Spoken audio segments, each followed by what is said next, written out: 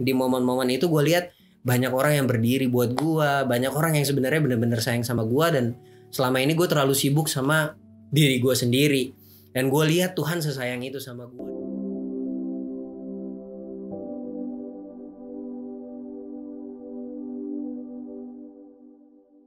Halo, nama gue Oyo, ini cerita gue. Oke, nama gue Atioso Trinugroho sebenarnya, panggilan gue Oyo. Nah, gue sekarang lagi full time kerja di Life Center di J-Hope, dan gue pelayanan di Muda lah ya pastinya bareng teman-teman. Nah, gue sendiri anak ketiga dari 4 bersaudara, cowok semua, semuanya anak baik-baik banget, parah deh kita berempat. Nah, di sini yang mau gue ceritain lebih ke gimana gue punya pertumbuhan sama keluarga gue yang kondisinya memang kalau buat gue nyaman sekali sih sebenarnya. Tapi gimana itu kenyamanan gue salah artikan, dan akhirnya gue punya hidup super duper bablas dari situ waktu itu.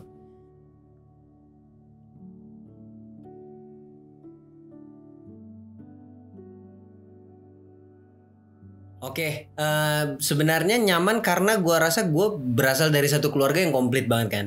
Bokap nyokap gue cukup harmonis. Tahun ini, Agustus ini deh kemarin mereka ngerayain ulang tahun pernikahan yang ke-35. Mereka udah bareng 35 tahun, dan gue dari kecil nggak pernah ngelihat mereka yang konflik gimana. Jadi gue kayak dibesarkan dengan keluarga yang buat gue mungkin, atau banyak teman-teman di luar yang ngeliat keluarga gue tuh sebenarnya perfect banget. Gue punya hubungan sama kakak adik, ya normal lah berantem kakak adik biasa, tapi gue punya hubungan yang cukup baik sama mereka. Dan kita sering pergi bareng, kan bareng, jalan-jalan bareng. Nggak pernah yang kayak gue nggak mau ketemu abang gue lagi, atau gue nggak mau lihat nyokap gue lagi gitu. Nggak pernah yang kayak gitu. Jadi gue rasa gue cukup nyaman. Sampai gue milih sekolah aja, bokap nyokap gue tuh nggak pernah yang kayak pokoknya nggak boleh. Ya ada lah kayak waktu gue mau sekolah musik mereka kayak kasih pertimbangan-pertimbangan. Tapi entah gue akhirnya sekolah musik pun udah jalan di sekolah musik yang ternyata sekolah musik gue cukup agak ajaib pun, gue nggak yang dimaki-maki atau disalah-salahkan atas segala keputusan gue. Jadi gue bisa bilang nyaman karena secara kasat mata tuh gue kayaknya ada yang di keluarga yang cukup suportif gitu sih.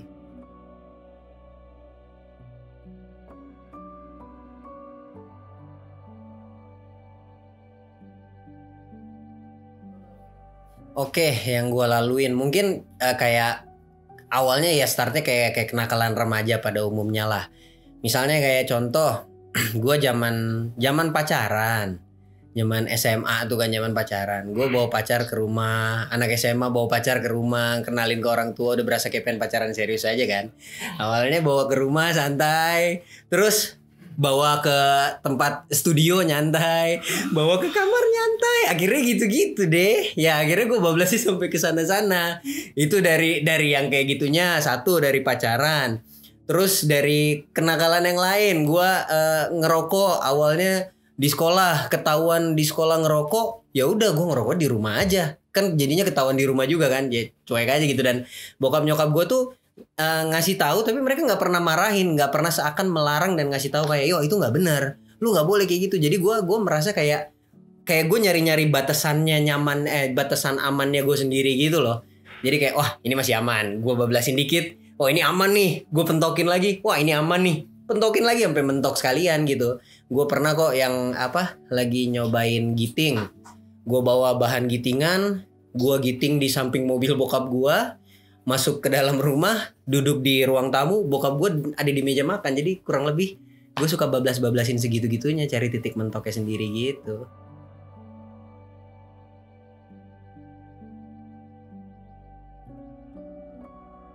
Oke, alasan gue sebenarnya agak mungkin kesannya jadi agak kayak gimana ya, kayak klise banget ya. Cuma menurut gue yang namanya anak cowok tuh pasti secara nggak sadar tuh kayak apa ya, kayak ada pengen rasa deg-degannya gitu kali ya dulu sensasinya gitu. Dan gue karena gue mengakumulasi atau menilai kenyamanannya berdasarkan apa yang gue pikir.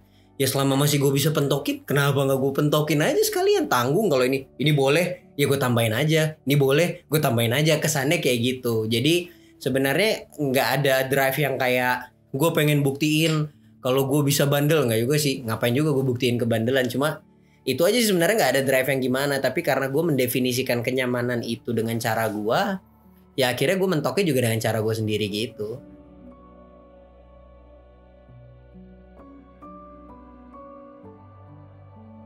Oke, momen gua sadar gua nggak bisa lagi kayak gitu ya, kayak titik balik lah ya jatuhnya. Sebenarnya orang sering bilang kan gua ada nih satu turning point gua hampir nggak inget bahkan turning point gua di mana karena hampir setiap sudut yang udah sampai sudutnya akhirnya gua ngerti kalau ini mau nggak mau gua harus balik nih kalau nggak kelar gua. Yang pertama mungkin awalnya gua tahun 2014 tuh satu satu titik balik mungkin yang bisa dibilang salah satu yang terbesar di hidup gua. 2014 itu gua kan main musik. Jadi gua punya karir dulu juga di bermusik. Jadi 2014 tuh akhirnya setelah sebelumnya gua cari duit main musik dengan band gua, di 2014 gua ngerasain rasanya jadi session player. Jadi gua main sama orang, main sama orkes, main sama teman-teman di kafe juga waktu itu. Nah terus gua hidupilah apa yang gua hidupi di rumah dengan kebablasannya gua di rumah. Gua bablasin juga di pergaulan. Kalau kayak nggak tidur sekalian 3 hari, 3 hari deh. Mabok, kalau bisa nggak sadar sekalian nggak usah sadar gitu. Gue pernah kok ke kampus malam habis latihan nongkrong sama temen-temen apa namanya musik, mabok. Besoknya ke kampus pagi, gue mabokin lagi di kampus. Jadi gue hidup gue kayak gitulah sampai akhirnya di satu momen gue sakit. Gue 20 hari dirawat di rumah sakit. Gue masuk rumah sakit dengan keadaan yang ngagetin orang tua gue. Harusnya ngagetin gue tapi karena gue nggak ngerti jadi gue nggak kaget. Waktu itu waktu dicek trombosit gue tinggal 11.000. Orang tua gue panik, mereka cari makanan lah, gue bingung. Ini seserius apa sih? Kok sampai kayak gitu gitu. Terus habis itu gue dirawat, malam itu gue dicek lagi 11.000, paginya 6.000, terus turun lagi sampai 3.000. Gue lihat abang gue yang nggak pernah peduli sama gue sampai nangis waktu dapat laporannya. Dia telepon bokap gue waktu itu lagi harusnya dinas ke Papua. Dia udah di Garbarata pesawat, untung waktu itu HP belum dimatiin. Kalau dimatiin dia udah nyampe Papua baru terima kabar dari gue lah. Dari update-nya gue. Nah abang gue tuh ternyata keluar kamar di rumah sakit subuh lah. Dia nangis telepon, "Pak bisa pulang sekarang nggak? Trombositnya Oyo turun terus tinggal 3.000." Ya gue di situnya nggak terlalu ngerti. Sampai begitu udah keluar dari rumah sakit, gue baru banyak dengar kalau ternyata gue ini sebenarnya dari vonis penyakit gue kansnya cuma 2 lah. Antara gue lewat atau gue perawatan seumur hidup. Bahkan di salah satu dokter spesialis tempat gue berobat tuh dia ngomong, "Lu mau hidup apa mau mati?" Gue tanya itu aja. Nah dokternya tuh ngomong sesantai itu sama gue. Dia cerita, "Gue ada pasien yang sama kayak lu, belum lama ini baru mati gara-gara efek samping nih. Kalau lihat gue ada selulit di mana-mana. Gue sempet mekar banget gara-gara apa namanya obat yang gue minum. Ya sekarang gue juga mekar sih. Cuma maksudnya waktu itu tuh drastis banget karena ada penumpukan mineral lah segala macam sampai ini. Jadi gue selulit semua lah satu badan gue. Nah terus dia cerita si pasiennya itu nggak mau minum obat itu, dilempar belakang lemari, akhirnya dia lewat. Nah di situ apa namanya ya gue ngelihat hidup gue tuh kayak wah yalah ini udah nggak ada harapan lah. Ada momen dimana kayak gue udah sempet bilang sama bokap kan, udahlah nggak usah minum kayak gini-gini, kagak sembuh-sembuh juga gue ngomong gitu sama bokap. Dan bokap gue waktu itu salah satu orang yang gue pertama kalinya lihat dia waktu itu kayak cukup drop ngelihat keadaan gue, karena gue lihat bokap gue tuh joyful banget orangnya, stabil banget, tenang banget. Cuma waktu itu dia sampai ya jangan gitulah yo, ayolah gitu. Akhirnya dari situ gue jalanin pengobatan, terus gue kehilangan kerjaan banyak banget kan. Nah gue beruntung waktu itu ada satu orang yang keren banget lah, sih lagi gue angkat-angkat. Namanya Meko Kaunang, karena di kala gue nggak ada kerjaan sama sekali, di kala gue nggak ada kerjaan sama sekali, gue tuh diajak pelayanan lagi. Di saat gue sudah berbulan-bulan gak main drum, gue mukul tempo aja berantakan, dia tuh sabar banget. Bahkan dia masih bawa gue pelayanan, gak cuma pelayanan ya, manggung lah bareng bokapnya juga. Nah di situ gue lihat ada orang-orang yang berdiri buat gue. Terus gue pelayanan di Supernatural Kids Academy, didoain anak-anak. Yang buat gue aminkan waktu itu gue sembuh secara supernatural. Karena 4 bulan sampai 6 bulan pengobatan lah, gue tiba-tiba sembuh total. Gue lepas dari pengobatan dan sejak saat itu gue ubah mindset gue. Kayak jujur gue start masuk pelayanan itu dengan hati yang mulia banget tahun 2011. Gue ikut tim musik karena gue berharap PK-nya. Jadi gue suka banget tuh. Jadi gue dulu ini jujur-jujuran aja, dulu gue kalau dapet PK gue pikir nah ini uang mabok gue nih. Jadi gue nggak lebih dari itulah. Gue kalau nyari kalau pas lagi berangkat pelayanan, sampai di momen-momen itu gue lihat banyak orang yang berdiri buat gue, banyak orang yang sebenarnya benar-benar sayang sama gue, dan selama ini gue terlalu sibuk sama diri gue sendiri. Dan gue lihat Tuhan sesayang itu sama gue, dan itu gue jadikan satu titik balik sih, dalam artian gue ambil keputusan di situ. Gue sudah terlalu baik Tuhan sama hidup gue, sudah terlalu indah lah karyanya Tuhan buat gue sampai gue punya kesempatan untuk hidup lagi, berkarir lagi, main musik lagi. Kira gue putuskan untuk gue cukup dengan mindset gue pelan-pelan gue ubah lah. Begitu kurang lebih kalau ngomongin titik baliknya.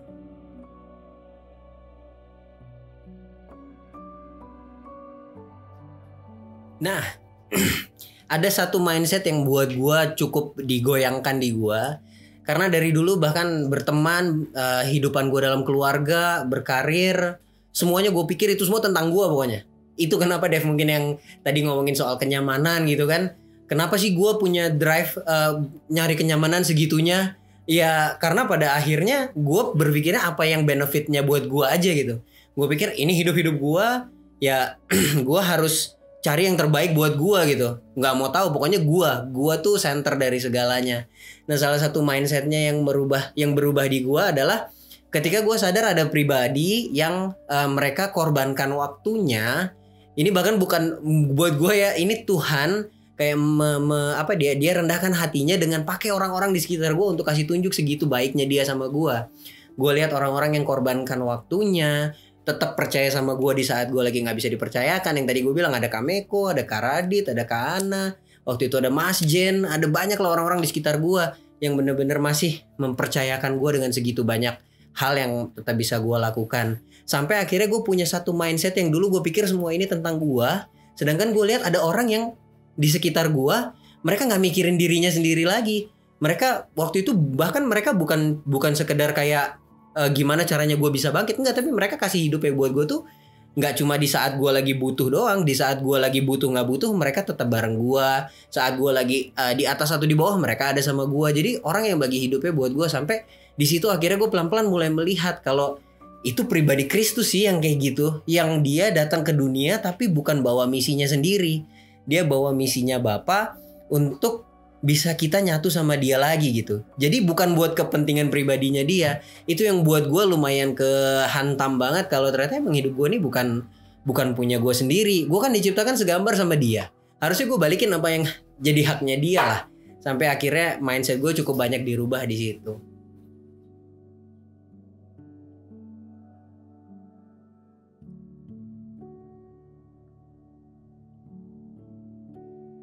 Wah, ini sebenarnya panjang banget dan seru banget karena yang namanya perjalanan sampai nanti gue masuk dalam peti dan ketemu Tuhan sendiri itu mungkin baru stop. Tapi memang benar waktu itu perubahan mindset cuma jadi awalan karena di tengah gue sempat berubah lagi. Jadi setelah gue sakit, gue sembuh, gue coba ubah mindset gue. Di tengah jalan gue balik lagi yang mengakibatkan tahun depannya gue masuk lagi rumah sakit. Nah, waktu gue masuk itu gue inget banget dulu Kameko, Kanina sama Kak Ana jenguk gue ke rumah sakit lagi lah. Ya intinya di dalam prosesnya tuh panjang banget gitu. Kita dari setiap kali mindset kita ubah itu pasti di tengah jalan kita akan kebentur sama apa yang kita sebelumnya udah hidupin kan. Jadi memang mau nggak mau benar-benar harus bukan cuma diterabas tapi disadarin. Lu nggak bisa cuma merasa kayak gue manusia baru.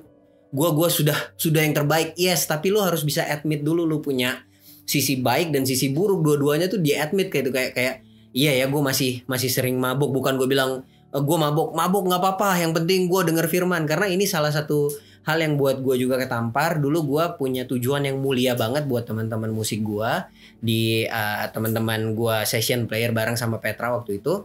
Karena saking gue pikir kayak gue pengen bawa firman Tuhan lah, semangat gue tuh semangat 45 waktu itu. Akhirnya gue bikin komsel lah sama mereka. Jadi gue komsel, misalnya kita jadwal latihan kita sekalian tuh biasanya jam 2 sampai jam 6 sore kita latihan, jamming bareng, jam 7 kita sepakat komsel sampai jam 9. Selesai komsel kita party dulu karena gue pikir bodo amat mabuk, yang penting tuh firman harus masuk. Wah, sedap, mulia banget lah gue. Jadi begitu habis jam 9 kita langsung bakar rokok, buka botol, bener-bener party, udah bener-bener nggak ingat tujuan awal, tapi ada pembenaran di diri gue yang ngomong kayak udah yang penting firman masuk. Padahal gue juga gak tahu tuh firman yang gue keluarin sesat apa kagak waktu itu. Yang akhirnya tamparan buat guanya adalah berjalan dari situ keadaan temen gue nggak membaik malah memburuk kan kita punya pergaulan. Jadi gue pikir kayak wah gue harus stop. Dan gue inget banget kalau ditanya gimana caranya gue stop ngerokok, gue nggak akan bisa kasih jawabannya. Selain kayak lu cuma punya keputusan dan lu harus andalkan 100% Tuhan punya tenaga sih. Tuhan punya effort buat mencintai lu segitunya. Karena gue inget momen gue berhenti ngerokok dan berhenti minum itu ketika di saat depan gue ada minuman dan ada rokok, gue bilang gue stop dari dua-dua ini. Besoknya gue mulai stop dari semuanya. Dan gue juga gak ngerti caranya gimana kalau ditanya sampai sekarang.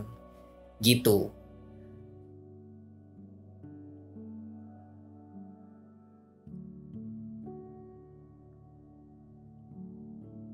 Oke, perbedaan yang gue alamin mungkin step by step ya. Yang awalnya gue bukan tanpa ragu lagi, malah gue berinisiatif untuk ngelakuin hal-hal yang seperti itulah. Untuk jatuh dalam dosa tuh malah inisiatif pertama ya, aha gue mau gini gitu. Sampai akhirnya pelan-pelan gue kayak yang step pertamanya waktu gue jatuh, gue rasanya gak enak banget.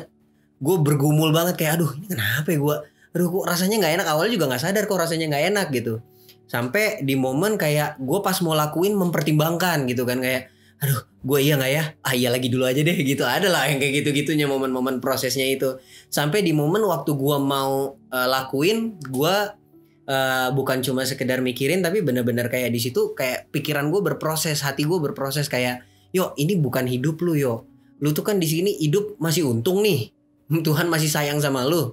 Tuhan belum capek sama lu gak inget seberapa sayangnya Tuhan, seberapa sayangnya keluarga lu sama lu, seberapa sayangnya teman-teman lu ya. Di momen-momen itulah tiba-tiba setiap keputusan yang gue ambil banyak yang lahirnya dari perenungan. Kalau ditanya sampai sekarang masih banyak yang digumulkan dalam hal-hal gue sampai di mana yang Tuhan mau gue bentuk, pasti ada. Karena gue hidup 20 sekian tahun dengan cara gue yang seperti itu. Buat gue omong kosong kalau gue bilang kayak sekarang gue udah nggak ada tuh sama sekali di hati gue yang kayak gitu. Gue nggak bisa bilang kayak gitu, tapi gue percaya banget sama apa ya, Tuhan punya pekerjaan yang cara dia mengingatkan lah yang membuat gue sampai sekarang mungkin bisa dibilang gue mau makin lama makin bertumbuh untuk dalam setiap bahkan setiap hal kecil di keputusan hidup gue sih.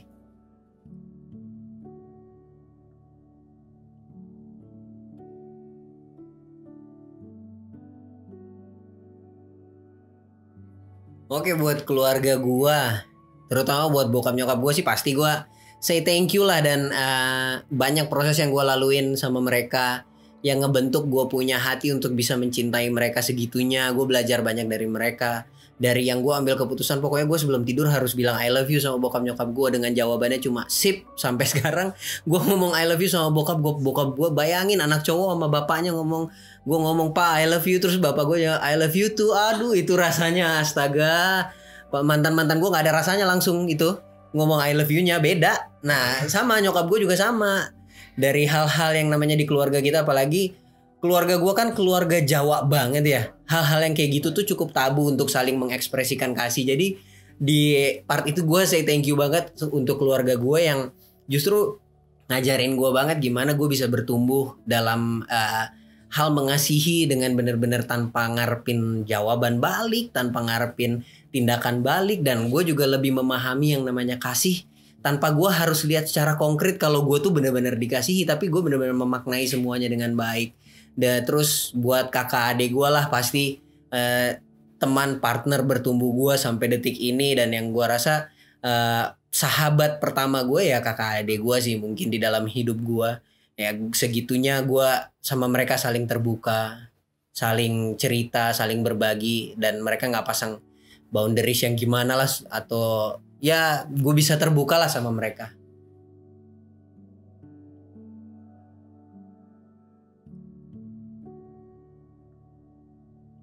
Karena gue yakin banyak sebenarnya yang ngalamin apa yang gue alamin, dimana banyak orang merasa nyaman yang akhirnya berpikir kalau mereka aman.